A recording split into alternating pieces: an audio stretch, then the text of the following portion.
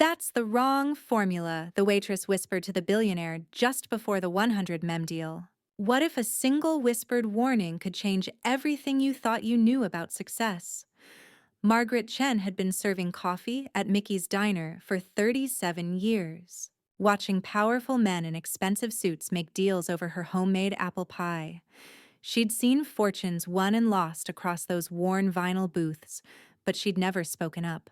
Not once until that Tuesday morning when Richard Caldwell, the pharmaceutical billionaire, spread those papers across table 6. Her weathered hands trembled slightly as she refilled his coffee cup, recognizing the chemical formula scrolled in his neat handwriting. It was wrong. Dangerously wrong. The same mistake that had taken her late husband 20 years ago. Richard was about to sign a $100 million deal based on research that could hurt thousands of people, and Margaret was just a waitress. But sometimes the most important voices come from the most unexpected places. Where are you watching? From tonight. Richard Cotwell hadn't always been a billionaire. Growing up in a small Iowa town not unlike the one where Mickey's Diner now stood, he'd learned the value of hard work from his father, a country doctor who treated patients regardless of their ability to pay. Those early lessons had shaped Richard's vision when he'd started Coldwell Pharmaceuticals 40 years ago to make life-saving medications affordable for everyone. But somewhere along the way between board meetings and profit margins, he had lost touch with that simple dream. This morning's meeting was supposed to be the culmination of everything. Dr. Elena Rodriguez, his head researcher, sat across from him in the diner's corner booth, her laptop displaying the final clinical trial results for their new heart medication. The small-town setting had been Richard's idea. He'd wanted privacy for this historic moment away from the corporate tower's hand-prying eyes of competitors. Mickey's Diner, with its faded checkered floors and the smell of bacon grease, reminded him of the diners from his childhood.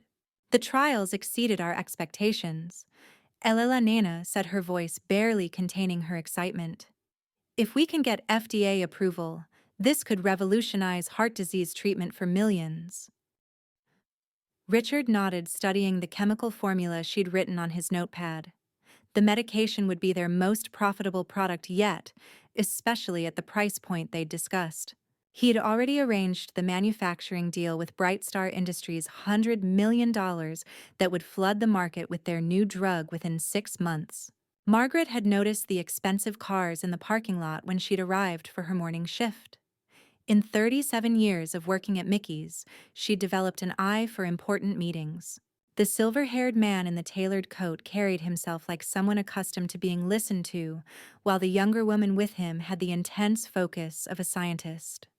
Margaret had been a chemistry teacher before life changed her plans, before her husband David's illness had drained their savings and forced her to take whatever work she could find. As she approached their table with the coffee pot, fragments of their conversation drifted toward her. Heart medication, clinical trials, molecular compounds. Her steps slowed as she caught sight of the formula written on the man's notepad. The chemical structure looked familiar, too familiar. Her hand tightened on the coffee pot's handle as memories flooded back. David lying in the hospital bed, trusting the doctors who'd prescribed an experimental heart medication, the same basic compound structure, just arranged slightly differently.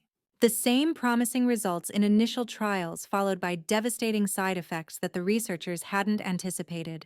More coffee? Margaret asked quietly, her voice steady despite the recognition dawning in her chest. Richard glanced up with the polite but distant smile of someone accustomed to being served by invisible people. She refilled his cup, her eyes drawn again to the formula. The molecular arrangement was wrong, not obviously, but subtly, in a way that would only show up after months of use. She'd spent years studying David's case, trying to understand what had gone wrong, consulting with specialists who'd explained the chemical interactions that had ultimately stopped his heart. Elena was already pulling out her phone, ready to call the FDA contact who'd expedite their approval process. Richard reached for his pen to sign the manufacturing agreement. In minutes, this formula would be locked into production, and there would be no turning back. Margaret refilled Elena's cup, her mind racing. She was just a waitress. Who would believe her? Who would listen to a 70-year-old woman in a coffee-stained apron when a billionaire and his team of experts had spent years developing this medication? But as she watched Richard's pen hover over the signature line, Margaret thought about David's last words in the hospital. "Promise me you'll speak up when it matters." The weight of that promise settled over her shoulders like a familiar coat. Margaret returned to the kitchen, her heart pounding against her ribs. Through the service window, she watched Richard and Elena discussing distribution strategies, their excitement growing with each passing minute. She'd faced this choice before 20 years ago, when David had first started experiencing the irregular heartbeats that his doctors had dismissed as stress.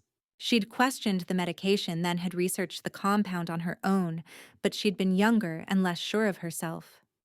"Trust the experts," everyone had said. "What do you know about medicine?" The regret still ate at her some nights, but this time felt different. This time she wasn't questioning a doctor's prescription for one patient. She was looking at a formula that could affect thousands, maybe millions of people. Margaret pulled out her phone. Its screen cracked from being dropped too many times and searched for Dr. James Morrison at the university. David's case had interested him enough that he'd spent months analyzing the chemical structure that had killed her husband. If anyone could confirm her suspicions, it would be Jim. Mickey's diner. "This is Margaret," she whispered into the phone when he answered. "I need your help with something urgent." She described the formula as best she could remember, watching through the window as Richard began organizing his papers. "Doctor." Morrison was quiet for a long moment before asking her to text him a photo. Margaret's hands shook as she tried to position her phone's camera discreetly, pretending to wipe down the counter near their table. "Margaret." "Doctor." Morrison's voice was grave when he called back 5 minutes later. "You're right to be concerned. That molecular arrangement, it's almost identical to the compound that killed David. The slight modification they've made might actually make it worse. It could mask the early warning symptoms until it's too late." Through the service window, Margaret watched Elena showing Richard projected sales figures on her laptop screen. Hundreds of millions in revenue, thousands of jobs created. A medical breakthrough that would cement Richard's legacy as a humanitarian businessman.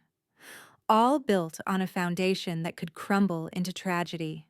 Margaret had learned something about herself over the years of serving coffee and watching people's stories unfold across her tables. She'd learned that sometimes the most important conversations happen between strangers, in the quiet moments when someone's guard is down. She'd held the hands of truckers calling home to apologize to their children. She'd listened to farmers worry about losing their land. She'd watched young couples plan their futures over shared pieces of pie. Every story mattered. Every person deserved to be heard. The bell above the diner's front door chimed as another customer entered, but Margaret barely noticed.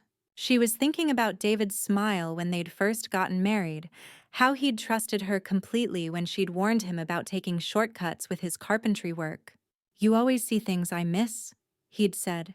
"Promise me you'll never stop speaking up." The memory strengthened her resolve like steel in her spine. Richard was reaching for his pen again, this time with the deliberate motion of a man ready to make history. Elena had her phone in hand, finger poised over her FDA contacts number. Margaret dried her hands on her apron and stepped out from behind the counter. "If this moment touched your heart, please give the video a thumbs up." She walked toward table 6, carrying with her 37 years of watching people, 20 years of missing David, and a lifetime of knowing that sometimes love means risking everything to protect strangers you'll never meet again. "Excuse me," Margaret said softly, her voice barely audible above the diner's morning bustle.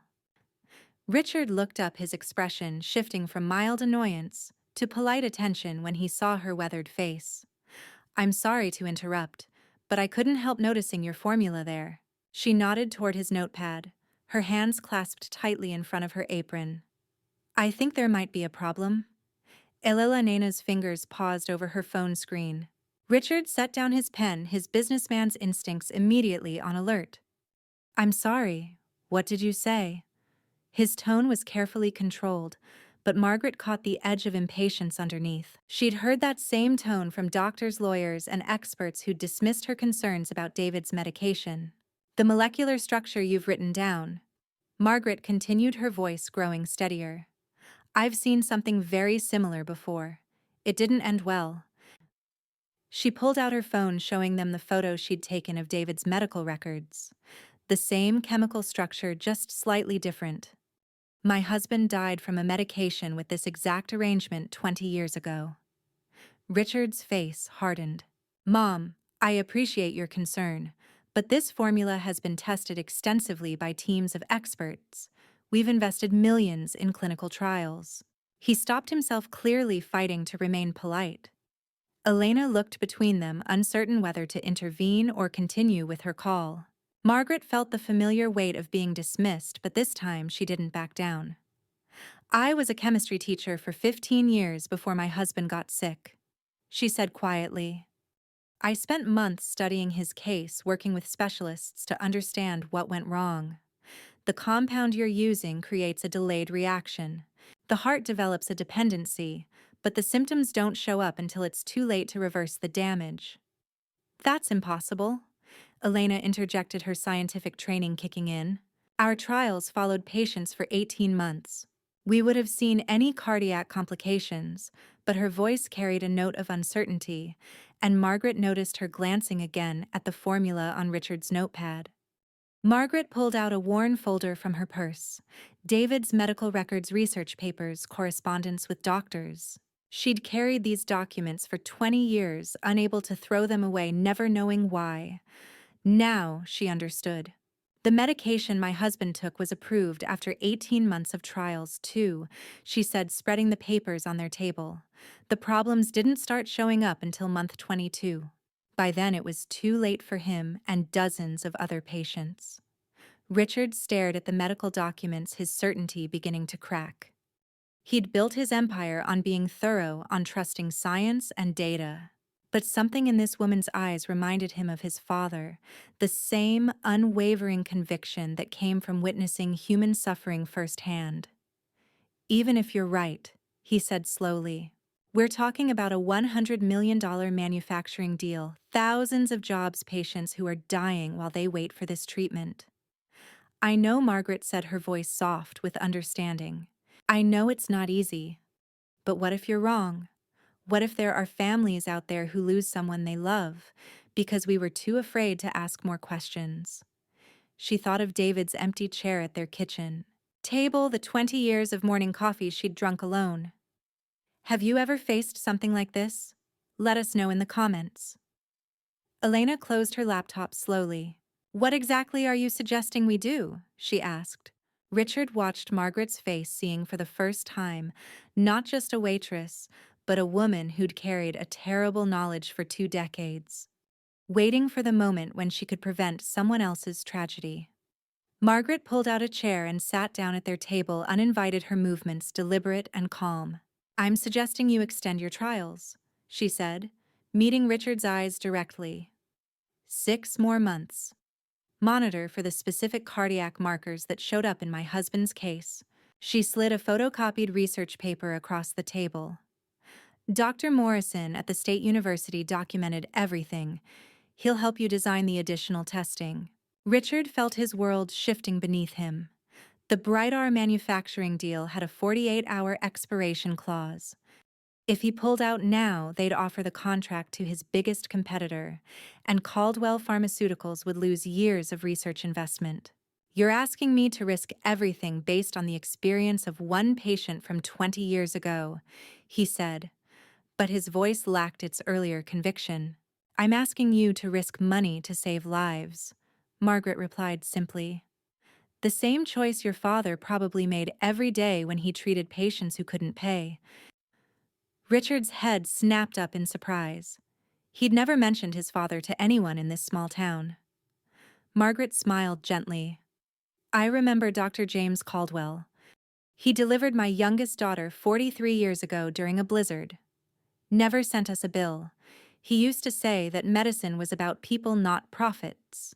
Elena had been quietly reviewing Margaret's documents, her scientific mind wrestling with the implications. "The cardiac enzyme markers she's showing me," she said slowly. "We didn't test for these specific combinations. We followed standard protocols, but she trailed off, her face pale with the recognition of what they might have missed." Richard stood abruptly, pacing to the diner's window. Outside, he could see his driver waiting beside the Bentley, probably checking his watch and wondering why the meeting was taking so long. The board of directors was expecting his call within the hour. Stock prices would soar when they announced the brighter deal. His legacy as a businessman would be secure.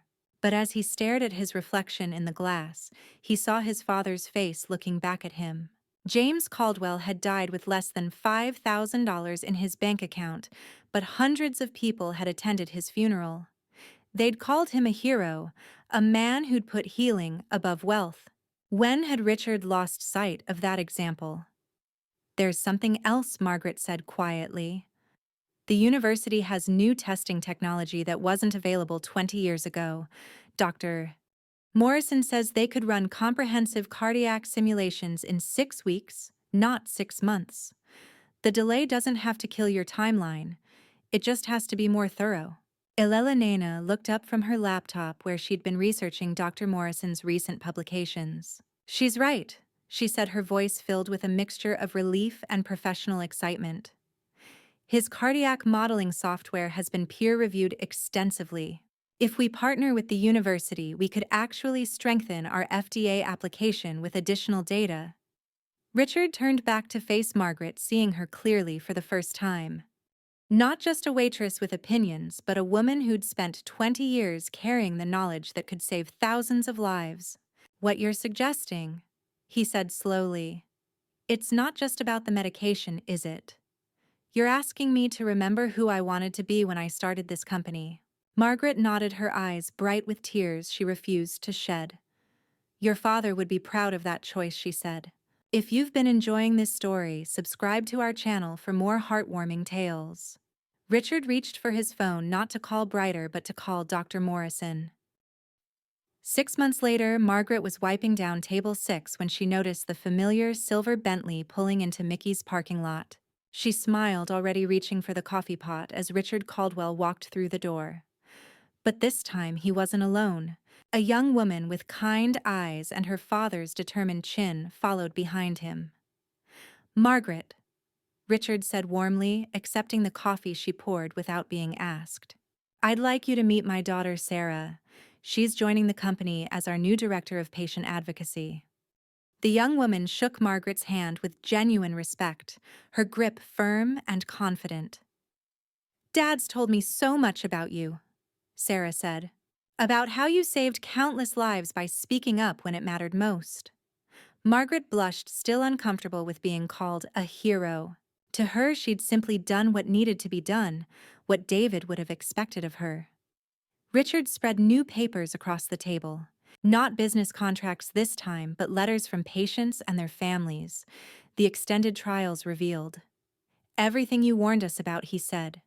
"We redesigned the compound completely. It took 8 months longer than planned, cost us the brighter deal, but we created something better, something safe." His voice carried a contentment Margaret had never heard during their first meeting. Elena approached their table, no longer Richard's employee, but now his business partner. "We published our findings about the original compound's dangers," she explained to Margaret. "Dr. Morrison co-authored the paper. 3 other pharmaceutical companies have abandoned similar formulations because of your husband's case study. David's story is going to save thousands of lives." Margaret felt tears sliding down her cheeks, no longer caring who saw them. For 20 years, David's death had felt senseless, a tragic waste of a good man's life. But now, somehow, his suffering had meaning. His story would protect other families from experiencing their heartbreak. "There's something else," Richard said, his voice gentle. "We're establishing the David Chen Foundation for Medication Safety Independent Testing Patient Advocacy, making sure what happened to your family never happens to anyone else." He handed Margaret a letter. "We'd like you to serve on the board of directors." We need someone who understands that behind every formula, every clinical trial, every business decision, there are real people with families who love them. Margaret read the letter through her tears, recognizing the same handwriting that had once calculated profits, now dedicating resources to protection.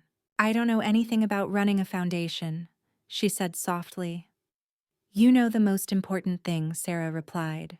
"You know how to speak up when it matters, even when it's scary, even when nobody wants to listen." She glanced around the diner at the worn vinyl booths where her father had learned to remember his purpose. "Dad says this place taught him more about business than Harvard ever did."